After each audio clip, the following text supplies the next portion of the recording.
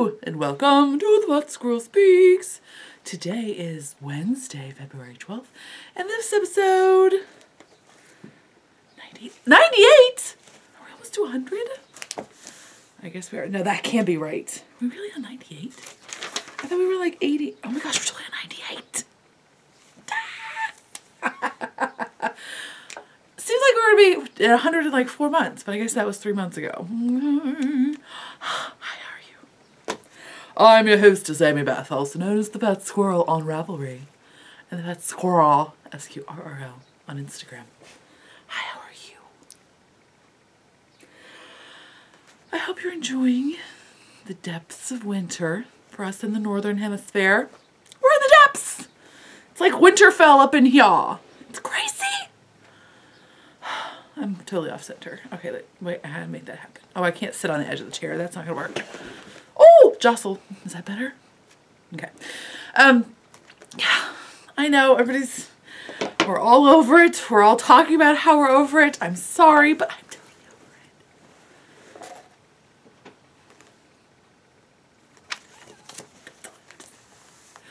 There are no shenanigans.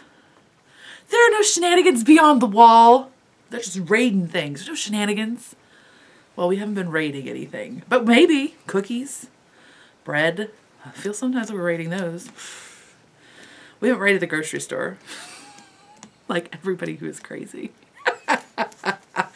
I do enjoy sometimes Instagram right before a big storm.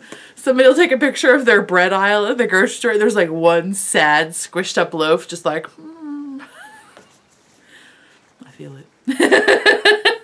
Although I think at this point we're all just like, whatever, we'll manage. We'll boil snow. That first half an inch snow, everybody goes crazy. Now it's just like, psh, whatever. I have totally like my shoulder is like I'm like a pitcher.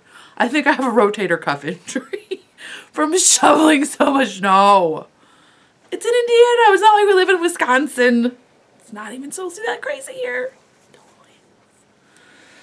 Even my daughter, who is the lover of all snow, today says to me at the bus stop, I wish this snow would melt. And I said, but you love the snow. She's like, yeah, but I don't like it to be cold anymore. She's like, if we could have snow and it not be cold, then that's what I vote for. I was like, well, that would be interesting because then we would have some sort of weird alternate reality where water's freezing temperature, you know, its solidifying temperature is in fact at like 50 degrees. It's like, that would be a really weird world. And she was like, yeah, that would be really weird. So we had this very deep conversation at the bus stop. One good thing about the cold, it does sometimes make you more contemplative, right? Part of me, I like feel like I get bipolar this time of year. Like I'm either just like manic, which is what I am usually here. Or I'm completely internal, just like, the balance has been off as of late. There's been more, but it's February. So it happens every February. Maybe not, maybe more so this February though, let's be honest. We have the fourth snowiest winter on history. Well, in recorded history in Indiana this year. And we're not done yet. So maybe more is warranted, okay? But let's talk about other stuff because you don't want to hear about the weather anymore because you're doing the same thing, most of you. Some of you are laughing at us. Hi, Florida people. Shush. Shush. Okay. So let's do stuff. There are no shenanigans. I just told you that. But we have lots of administrati. Are you ready? Okay, let's go.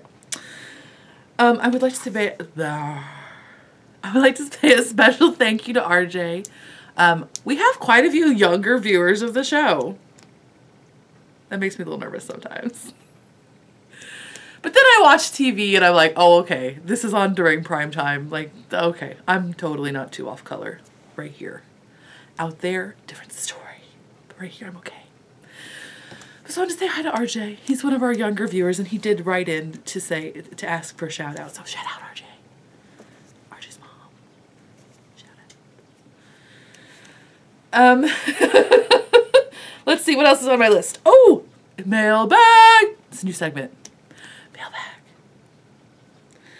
Jen wrote in to let us, it makes me feel so fancy. Jen wrote in.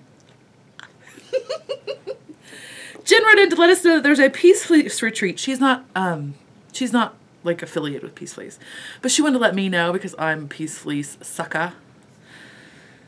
Secretly, I think she totally would rub my nose in it because I can't go. But there's a Peace Fleece retreat at the end of March. I'm totally jealous that I can't come, but I'm just happy it exists. Let's face it. It's the first ever Peace Fleece retreat. Peace Fleece retreat. So if you live near Peace Fleece, you should totally go. Or if you don't and you can, go. Because that's exciting, people. Come on. Also, maybe you should bring a cutout of me. Pretend I'm there. Because that would be so disturbing. That's number one. Okay, also, ooh, Trisha, who is Tricious. She's so delicious. It's like I'm Fergie. Trisha wrote in, Fergie's rolling. She's not even in her grave, but she's pre-rolling. She wrote in to let us know that there is a new reality show on Nat Geo Wild. Do you have that channel? I don't have that channel, but maybe I can watch it online. Are you ready for this? Have you heard of Namaste Farms? You may have. They have a podcast, which I didn't even realize. Or maybe they have a blog.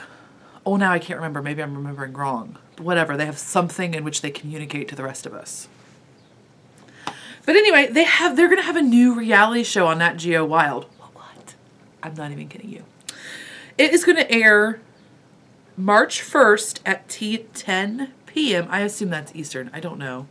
It's probably wherever you are. It's 10 p.m. So March 1st at 10 p.m. on Nat Geo Wild, and it's called Sheer Madness.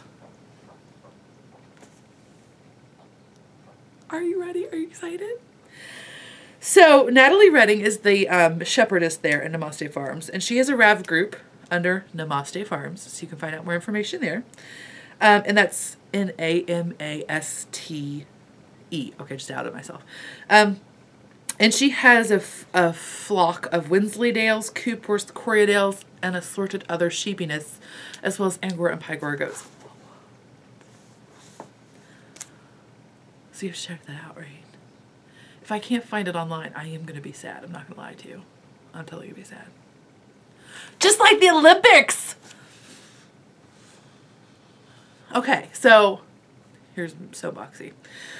Well, not soapboxy, but just me complaining. So fast forward if you're not interested. I won't quiz you. I totally would watch the Winter Olympics so bad, and I can't. We don't have cable because we're cheap. And we don't have, sadly, we live right in the city. You would think we could get TV reception, but the only way apparently we can get local TV stations is to mount an antenna on the outside of our house. And my husband doesn't love me. So close to Valentine's Day, and he does not love me. Because he refuses to go out in a foot of snow and an inch of ice to mount a satellite or an antenna on the outside of our roof so that I can watch the Olympics for 2 weeks and knit more than is reasonable. So I'm not loved. I didn't even have the nerve to ask him. I was like, I would not try to go out and do that, so I probably should not ask my partner to do so. And then he would have told me no anyway. So let's just I shouldn't be angry for him. I mean, I could be angry because really, technically, he did tell me no just by his pure existence. But somehow if I don't make him actually literally tell me no, maybe I won't dislike him as much. Marriage secrets. All of that's world. It's true. I wouldn't do it. It's like, but I'm totally disappointed. Because how is it that I can't watch them online? How is there not like some streaming channel Olympics? Or at least like, hey, this was the primetime thing last night. We're going to release it like as an episode of something for today. They have apps and stuff, but you have to be a cable subscriber. And I'm not. I'll watch ads. Come on.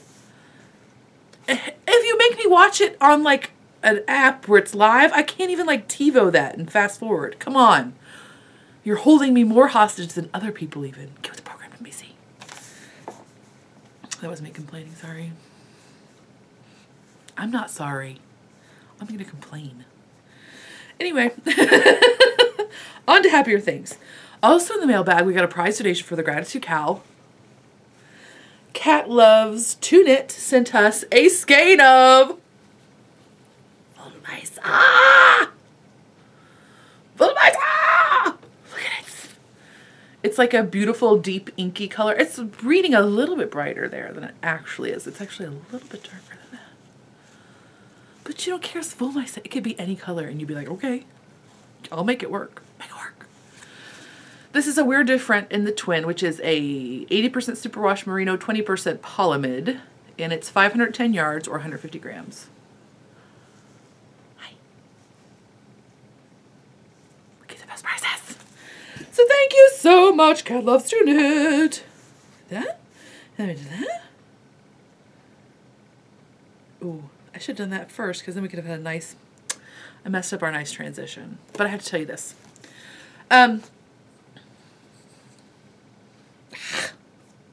So last week I talked about wheels, right? A little bit. And thank you so much for your kind words about that. I know it was not meant to be a tutorial. So some people called, you don't call me less. Maybe you should not be so snarky about how flighty I am. It's not a tutorial.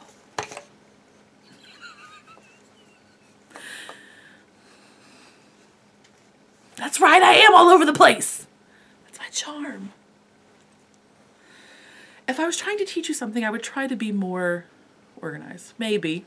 Let's face it, maybe not. I don't know. I used to be a high school math teacher. I can pull it together sometimes. Sometimes. So anyway, when I talked about the Louet versus the Ladybug, and bobbin-driven wheels in general, how they have a lot of pull on your single. And so sometimes it can be more difficult to spin a fine single. Well, the lovely Java's daughter. I can never remember how to say that. It's like Hava, but with like something else in your throat, right? It's the Jewish word for Eve, or the equivalent. What, you know, it would be the, because it wouldn't be equivalent because it's the original. But anyway, Java's daughter. Anyway. She's super cute. But she reminded me of something that I had totally forgotten because I haven't spun on my Louet in so long. When I was learning to spin on the Louet, I read that you were supposed to lace your single across the bobbin. And quite frankly, I thought that was made up. I was like, for some reason, the science of it did not make sense to me. And so I totally thought that that was malarkey. And then when I was actually spinning and I had the podcast, I had mentioned I was having trouble, and somebody actually put a comment on or sent me a RAV message, and I apologize. I have no idea who you are anymore. I'm sorry, but I appreciated you in the moment. Told me that I should lace my single, and I was like, all right, well, if a real person is telling me this, then I should try it. It totally works. So if you are having trouble with having too much uptake, or even if you're spinning on a Scotch or a double drive or whatever, and you're looking to spin very, very fine, one way that you can decrease the amount of tension or uptake on your wheel is to lace, this is just the leader because I don't have a single on there, but you just lace your yarn, your single that you're making, through the hooks as many or as few times as you want. The more you lace it, the more, the less uptake you'll feel. And that totally does work. I didn't do the measurement. I know I should have, right? But it does work, I promise. You will feel less uptake when you do it. It's kind of magic because, again, I was like, that's not going to work. It totally works. So thank you for reminding me of that. Okay, so then this would have been my good transition that I messed up on. Because I was talking about our donation for the Gratitude Cow. Our Gratitude Cow's going on. Are you knitting? It is going to run through the end of March. It's currently February. Sorry, I'm developing a very bad headache all of a sudden. So I apologize if my energy level changes. It is going through the end of March. Just like semantic-y stuff. You are only allowed to have one prize entry just to keep it reasonable. Because that way, you know, if you want to knit a hat, that's totally fine. But then somebody knits a sweater and then you get to like 20 hats, then, you know, I'm just trying to keep it kosher, kids. Just trying to keep it So there's one entry per person. It needs to be a wearable or a blanket, something like that. And it has to be for you. Those are really the only requirements, I think. You have to be a member of the group. Sorry, headache. What was I going to say? Oh, the other requirement that I can't check, but be honest, is that you do it with gratitude. So this looks different for some people, okay? Some people will knit and just be reminded occasionally. Like perhaps when you sit down, you will think of one thing that you are grateful for, and then you can proceed to knit. And sometimes people will reflect on that without any sort of outside stimuli. Or if you want, I mean, I'm not going to judge how you're grateful for things. That would be ridiculous. It would make me a sad person because people would not do it right. Right? But so there are different things that different people find helpful. Sometimes people use a gratitude journal, which I am a big fan of gratitude journals. Somebody posted in the Gratitude Cow thread, and I apologize. I should have looked that up before I started the podcast, that she was starting a gratitude journal. And I always think that gratitude journals are a great idea. What I tend to do is I do a bullet journal, which is kind of like you can look up bullet journal. It's a very easy way to, what do they say? It's an analog diary in a digital world or something like that. But it's a way to actually keep like a written, not a diary, but like some sort of amalgamation of all of your to-do lists and your grocery list and your, I need to do this month, but I'm not sure when it's going to happen. I just want to try to get in here somewhere. It's supposed to cut down on like your post-it note chaos, essentially. So it's just a method for doing that. And I've been trying to do that recently because I started in February because I have felt I am always going to feel slightly chaotic in my mind because I think that's just how my mind works. And I don't know if I should try to change how my brain works or if I should just embrace how it works and then try to make the best of what I have. Like my hair's always going to be straight. I can't make it curly. Oh, I wish I had curly hair. It's always going to be straight. I can't make it curly unless I get a perm, and then it's going to look like I have a perm. And that's like, so is that the way my mind would happen? Could I try to make it quiet, but then really secretly it would all be like this, but like in the quiet zone, and it would just be vibrating, and then that would probably break something, I'm thinking. So, but I'm trying to figure out some way that I can temper the chaos slightly and not feel like I'm constantly not doing what I'm supposed to be doing. I'm always gonna have some of that, I think. But maybe it'll cut down on the anxiety I have. Maybe that's the best thing. Like, because I have this head, but then I'm also very anxious about it. So I'm hoping that this is still always going to happen, but maybe this will help me be less anxious about this. So that's why I keep a bullet journal. So it looks something like this. But what I do for my gratitude journal is I don't have a separate journal. I can't keep track of all these different things, people. So I try to either in a different color or I'll write it in black and go back and circle it. But I try to put my gratitude things in my journal. So for example, today thus far, I have been grateful for the bird song and the chirping while I work. So I was writing something or doing something on the computer. And it was not like a really exciting thing. It wasn't bad, but the birds are still chirping, even though it's so flippin' cold outside. Bless their hearts. So I was thankful for that. Oh, and then I was also thankful for my cold feet. I've been so miserable about my stinking cold feet this winter. I really prefer to be barefoot at all times. I've discussed that on a podcast before. And we've had snow outside for weeks now. Like usually when in Indiana we'll get snow and then like 3 or 4 days later it's gone. But we've had it for weeks. And it's been enough accumulation that when we walk to the bus stop every morning, I have to wear socks and like some sort of actual shoe. And I'm very upset about it. I'm so upset about the fact that I have to wear socks and shoes at the bus stop that I've stopped wearing a bra. True fact, people. True fact. I was always very prideful and just made sure I wear a bra to the bus stop. Like, I have to wear socks and shoes. I'm totally not wearing a bra too. That's the world I live in. I'm wearing a coat. It's not vulgar. Nobody sees me. I don't go anywhere else without bra on. So that's how upset I am about this. So, but I have to wear socks and shoes. I can't just put on clogs or whatever and walk down there and have cold feet, but then come back and be okay. Like, I'll just get frostbite, quite frankly. But then I was like, you know what? These stupid cold feet have been driving me crazy, but they still totally work. Yay, feet. I was very grateful now about my feet working. And the fact that they are cold, but I can still feel them. I don't have any kind of weird neuropathies or anything that prevent me from feeling my cold feet. Also, they are very warm when I go to bed. So really, I should be thankful for my cold feet. But so anyway, that's just, you know, you see, some people it's different. Some people want to think about one thing and then like meditate on it for a longer amount.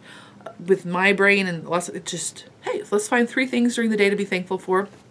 And there are scientific studies about how that actually changes your whole, that filter, that lens of looking for things to be happy about or to be grateful for can change your whole perspective. Because, hi, that's what happens. If you're looking for things to be grateful for, then you're going to be grateful. If you're looking for things to be upset about, then you're totally going to be upset, people, because there are a lot more of that, probably. Maybe not. But, oh, and there's like studies about marriages and successful marriages. And this is also, let me also be very clear. Not everybody can be grateful. I understand. Like, sometimes you're in a very, very dark place. I'm not trying, this is if you have no, like, abusive relation, you know what I mean? Like, okay, I get it.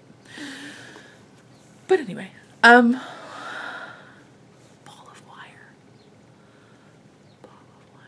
There's like machinery and partridges up there. Oh, and the happy marriages are often the ones, or happy relationships in general, are the ones where you remember positive things versus when you remember negative things. It doesn't mean the negative things didn't happen in the happier person's marriage or relationship. And I don't, again, I'm not, you know what I mean, right? I'm not like saying you should forget that your partner is a jerk and is abusive and terrible, and that's not what I'm saying. I'm just saying I can choose to be upset that my partner has only done dishes like 6 times in this year. Or I can choose to be happy and remember the time when we all went sledding together. Do you know what I mean? Now I sound like a total self-righteous jerk. I'm sorry. I don't mean to be that way. It's just my opinion. Let me just say that. It's my opinion. Now I feel jerky. Okay, I'm just going to move on. So this is not a gratitude journal, but this is something that I found that I'm very intrigued by. I think I'm so intrigued I might actually do it. This is by the Happiness Project lady, who is Gretchen Rubin. So she wrote the Happiness Project, and now she has something like the Happiness Home. I'll be honest, I've not read either of those books. But I think this is a very intriguing concept. For each day, there is a quote of some sort. For example, May 20th's quote is, "Reject your sense of injury, and the injury itself disappears." Look, we were just talking about that. So it's a 5-year journal. So on the first year, and you can write in the number of these, like it's got 20 and then yellow, so 2014. And then you just write 1 sentence reflection about that sentence, or about that quote. And then it's for 5 years. So you can see if you're changed. This would be so cool to do with a kid. Right? Oh, we need that. These quotes would probably be too advanced for a child, but that would be brilliant. Somebody needs to do that. Do it! Because I'm just saying that their 5 years would be even more like an interesting, I'm sure, dynamic, because there'd be a lot more change going on there. But even for 5 years ago, who knows? I was a completely different person. So I thought that was so cool. So again, this is the Happiness Project. This is called the 1 Sentence Journal, a 5-year record. It retails for $16.99.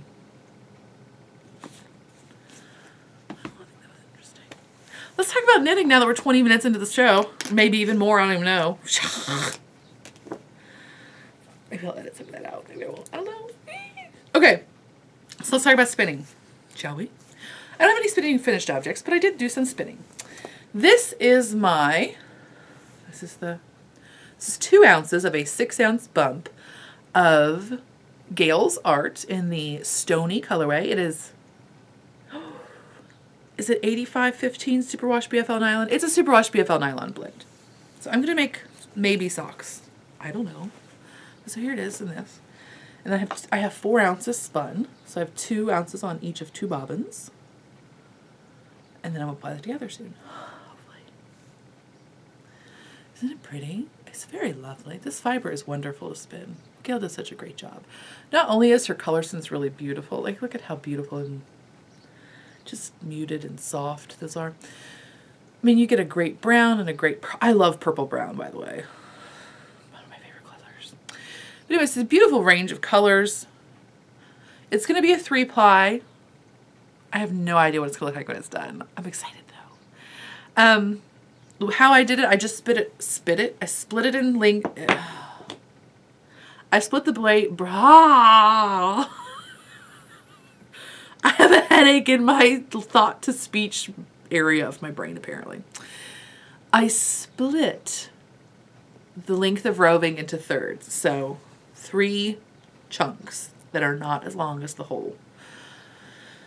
And then I took each of those 3 and then stripped them into thirds because I wanted it to look just more of like a muted, variegated look rather than like a stripy look.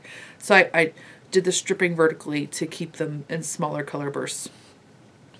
So I have no idea what it's going to look like, but I think it's going to be pretty. Even if it's not pretty, it's been lovely to spin. It's been lovely to work on.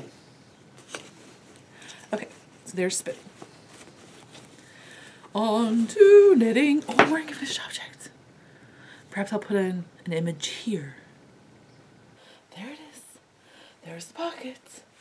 There it is laying nicely. It's all there. Okay, so I'm back. This is my Miranda the third. This is my 3rd Miranda. I totally want 75 more. I'm not even kidding you. They're so wonderfully easy to wear. I love them. And plus, I feel like I can make them in color. I have not made a crazy colored one yet, but I feel like that is in my future because it's just like a small amount, right? The sleeves are the whole difference between crazy color and normal color. Right? This one is Elsbeth Lavold Silky Wool XL, colorway number 8, which is green blue or blue green, I think. It is, I knitted on US 6s. My gauge is something like 4 stitches to the inch. I have threads all over me because I've been sewing. It's something like 4 stitches to the inch, I think. Which means I knit a smaller size than would be my normal size. But that's easy enough to do. Because you have to knit fewer stitches, people. Ding. I talked about the modifications I did. I did increasing for the bust. I did increasing and then I decreased down a bit for the waist and then I increased for the butt again. This is pretty much a very similar fit to my other one. It's got a slightly less negative ease just because this wool does not bloom as much as the Peace Fleece. Did I do a gauge swatch? I don't even think I did a gauge swatch. Ah, it's the 3rd one.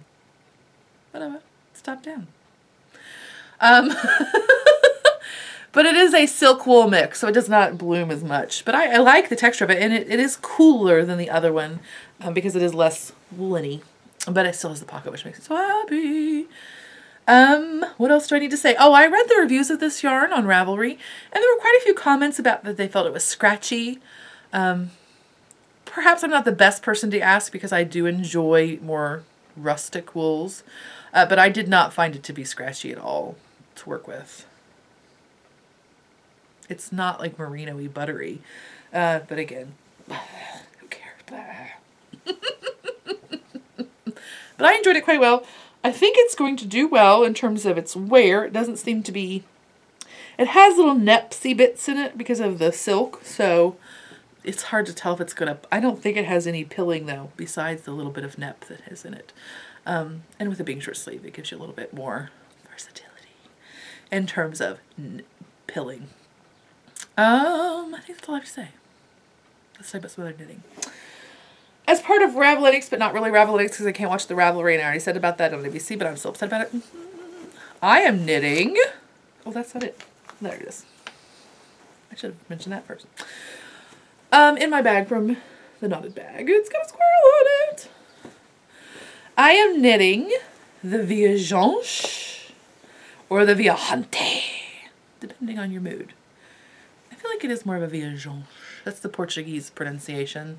Or the viajante by Alejandro, which is the Spanish pronunciation. Whatever. I'm knitting this with Beaver Slide Dry Goods 2-ply sock. And it is a merino, it is actually merino. It is a merino mohair mix, but I apologize, I didn't bring the little tag over. It's the mink colorway, which is a very lovely, is it gray? Is it brown? Is it gray? Is it brown? Which is what I wanted. Because I wanted this to be a very neutral project because it's going to be rather long. I have 3 skeins and they're about 400 yards each. I don't know that I'll go for that whole kit and caboodle, but we'll see. I have the flexibility.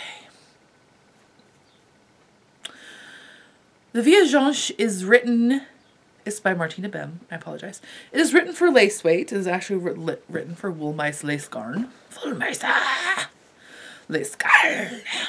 Am I a pirate or am I German? I don't know. I am actually German. But I'm also Norwegian, so who knows? Norse, not Norwegian. I'll have to keep talking. Okay. So it is written for a lace weight, and it's a 1,700 yards of lace weight, I believe. There's no way I'm knitting that, but I want one.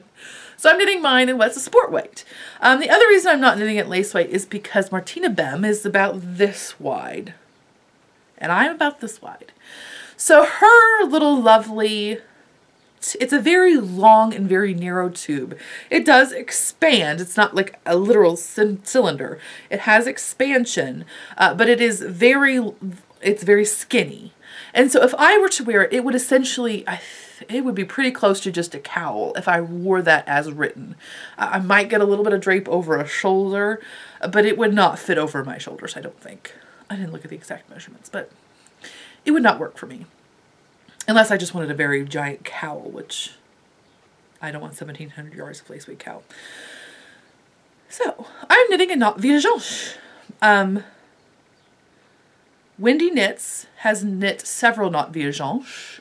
She has knit them out of, I think she just knit one out of sport weight, I'm not sure. And she talks about on her blog, Wendy Knits, how she did the change and increases. So you can look at hers and how they worked. Somebody asked how I'm going to do the difference, like gauge-wise. Even if I wanted to knit mine just like Martina Bem's, if I wanted to knit in sport weight, there's no issue with changing from one weight to another mechanically. There is an issue with a finished project, like a lace weight long skinny tube. Like if you have, you know, this much tube of lace weight compressed, it's just going to look lovely and drapey. If you have this much tube of worsted weight, it's not going to compress, and it's going to be like up here. So there's a difference in the finished object's material. But knitting-wise, because the way the pattern is written, essentially you knit a shawl and garter stitch until it is the circumference of your head, and then you join in the round to make the rest. So you can just do the same thing, which is how I started mine. So here it is so far. Maybe I should stop talking. So here is mine so far. I have not used a full 4 ounces of yarn yet. I probably have at least 1.5 ounces here. But here's mine. I am knitting it on US 5s. The difference I'm doing in the increases is I am increasing every row on one side and every other row on the other side. So mine will still be asymmetrical. It'll be more like this. Hers is more like this. Mine will be more like this. Hers is like this. Mine is like this.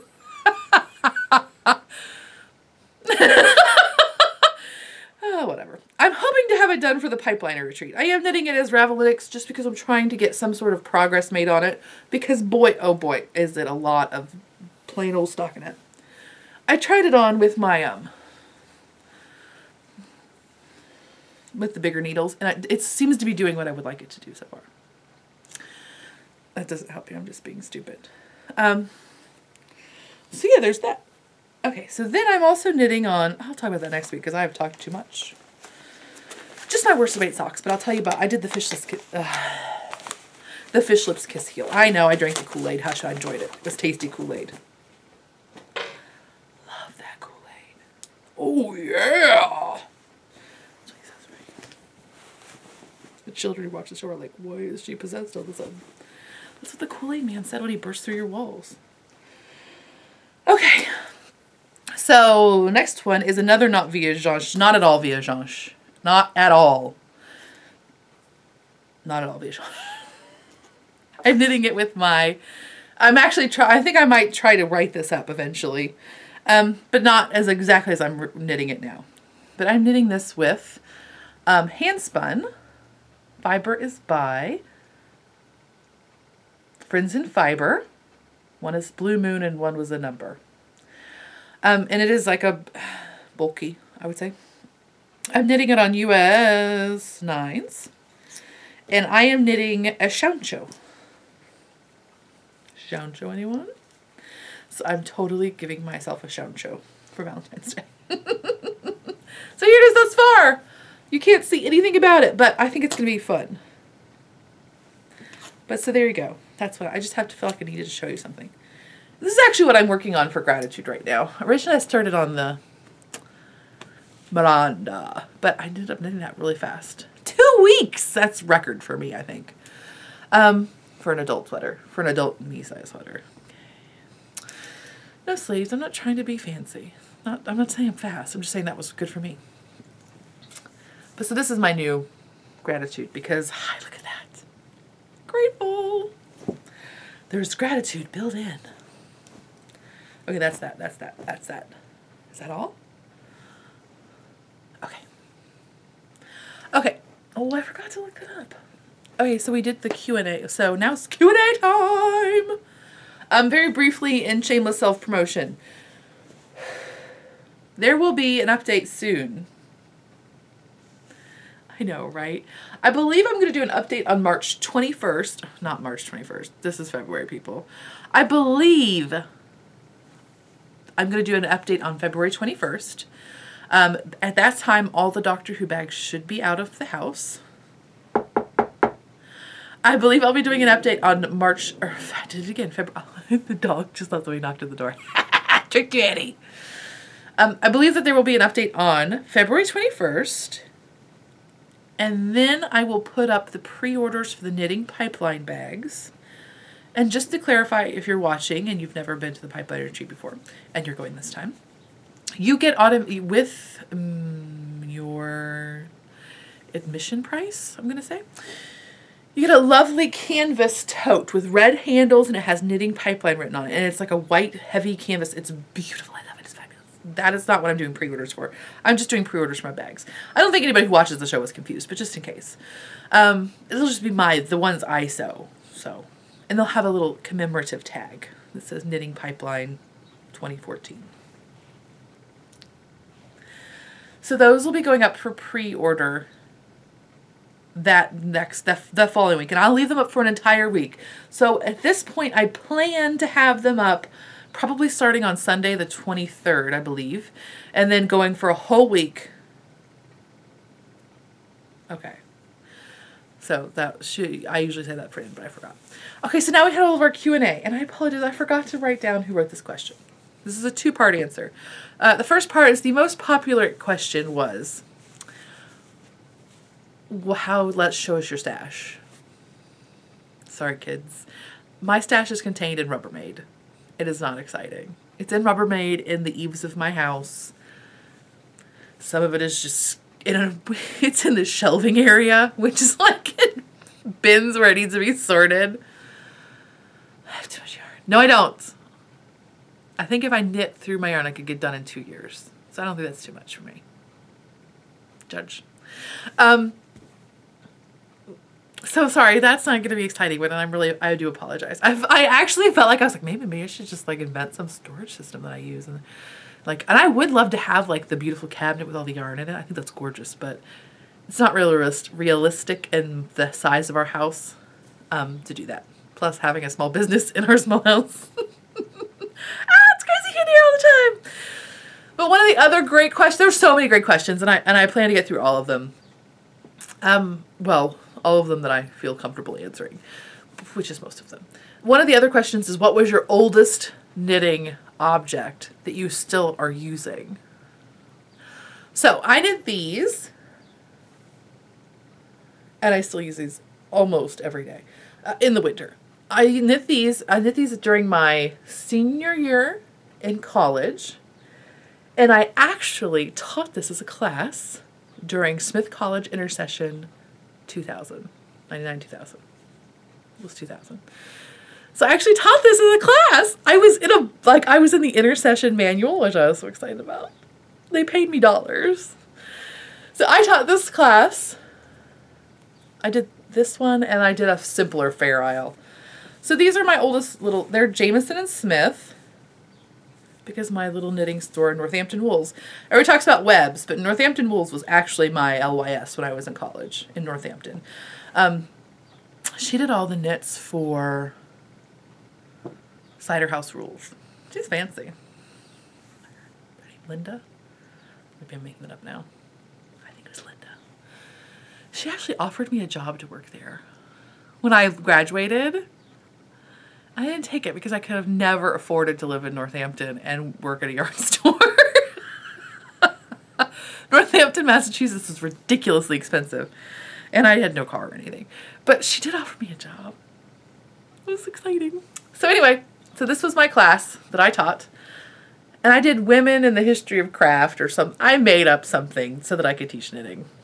I talked briefly about craft. So yeah, they're fun, and I still do use them. They're definitely worn. Let's see.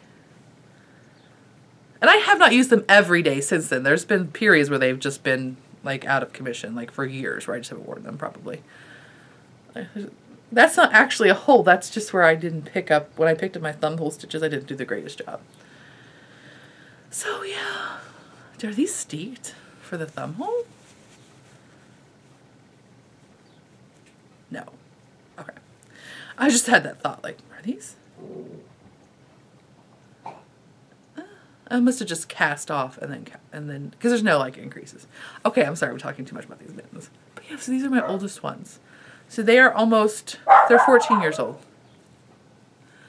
I do have one sweater still that I knit when I was in college, but it is like a coat and I never wear it. It's very pretty though. Maybe one day I'll bring it out. And it's not flattering. It is way too big. As were all my sweaters I knit for myself when I was in college. 5 inches of positive E's, minimum. Sorry, my dog is having a fit at somebody. All right, the headache's taking over, and it should, because it's already been way too long of a show. I hope you have a lovely week. I'll talk to you next time. Bye!